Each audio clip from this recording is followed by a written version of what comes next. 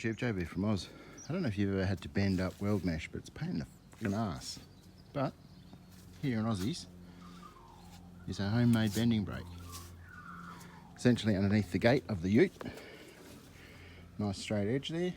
A couple of bags of sheep shit holding down the weight so it's not so bloody noisy. And away we go. We'll just hammer it up, piece at a time. And a couple of seconds with a big stack knocking stick.